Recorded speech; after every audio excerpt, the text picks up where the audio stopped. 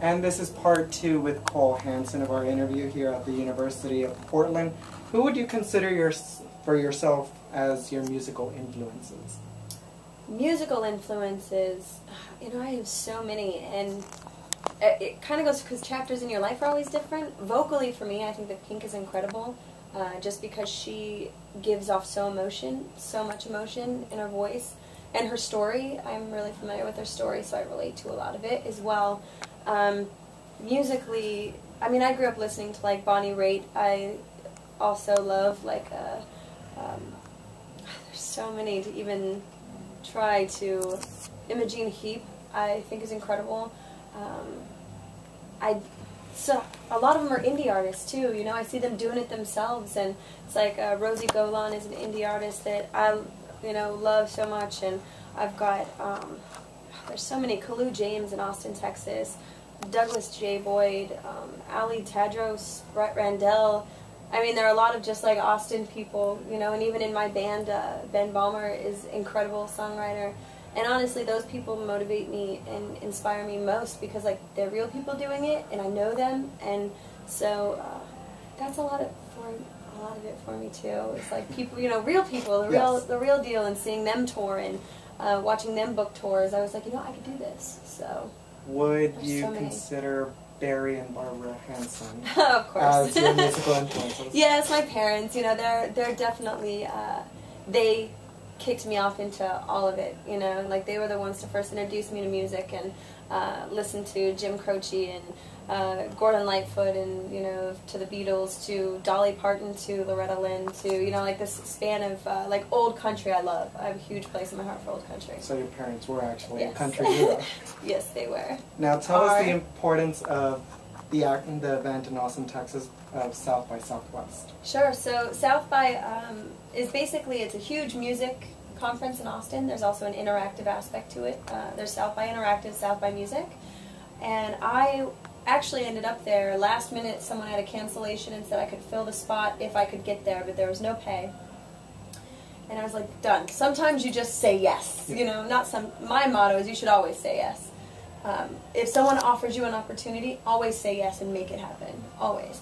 So I did, and then I didn't know where I was going to stay. Hotels were totally booked. I didn't have any money, you know. I was just going to... What year was this? This was 2010, so last year. Last year. And I was looking on Twitter and saw a contest that if you made a video for Twitter, then you would win to stay in this mansion. Social Media House. Social Media House. So the Social Media Club is an international company that supports people through social media. They talk about a lot of things. They do a lot of like online interviews with big companies, or, you know, just kind of like cutting edge things in anything interactive you could possibly think of. And my video was cheaply made, but you know what? Sometimes it was kind of like, goes back to the term I showed up. You know, I got my video in on time, and a lot of people were making great videos that wasn't finished on time. And I ended up winning the contest and staying in the mansion. And I was just in Vancouver yesterday, had a show there. And all of the people that came were people I met from Social Media Club. So it's been a pretty amazing journey. And then I moved to Austin 6 months later because I loved it. Felt like home, so. Now, what is something that we may find surprising about you? Some interesting tidbit. Oh, surprise. I can do ventriloquism. That's usually pretty surprising. And including to that, you are, sadly, an American Idol reject. Not sadly. It was perfect. Well, you went on with the puppet, didn't you? Yes, I did. I did ventriloquism. Well, here's the deal. Everybody is looking for their lottery chance at winning something, right? Making it on American Idol or America's Got Talent or whatever. And in my opinion, I don't play the lotto. Right? But if I go there and get as much exposure as possible that drives people to my website or gets them interested, or at that point I had just been introverted for so long, it was putting myself out there and pulling me out of my comfort zone. That's what I needed.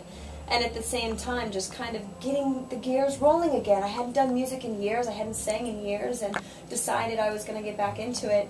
So I took a dummy and said that it was Simon Cowell's grandmother. I promise you I wouldn't have made it past the first round if it wasn't for the dummy. Like, because I know that I can sing. It's not that, right? But I honestly don't feel like I could show you anything in 8 seconds because mine is more a story. I'm trying to tell you a story. And I don't feel like technically I'm at the point a lot of those American Idol people, so I don't know. I just thought I'd take the chance. It was in Salt Lake City and I lived there, so I try everything. And lastly, what has been the best part of this whole 50-city tour that you're just embarking on? Yeah. Was it being in San Francisco, Seattle, Vancouver, your 38-ounce steaks, or couch surfing? Honestly, couch surfing is my favorite part of the tour. Couchsurfing.org is a website people are really leery of and they don't understand it, and it's crazy people in the sense of it's just people that are out to live. But honestly, I get reminded on almost a daily basis how incredible humanity can be. They let you into their home. The woman we're staying with tomorrow, she's not going to be there when we arrive, and we're going to be driving all night. And so she's leaving her door unlocked, told us, you know, like where there's food in the fridge. But the thing is there's references. You can see people that have stayed there, and the more you get into the community, then the more people they refer you around the country. And it honestly really restored my faith in the amazing people that are out there. It's not like there's not still a lot of evil and horrible things going on, but it's like I feel like I'm only being exposed to everything like amazing that I haven't seen, you know, or kind of at times in my life didn't believe existed. So the traveling, and just a year ago I said I didn't want to tour, that I was too old for it, that I'm 28, and in music I grew up in pop where if you're not 17 or 18 it's kind of too late. So I planned the tour. I just said, you know what, I'm going. I want to see the country. I want to see the world. I want to see everything. And so to be where I am now is like mind-boggling, because 2.5 years ago I had completely given up on music.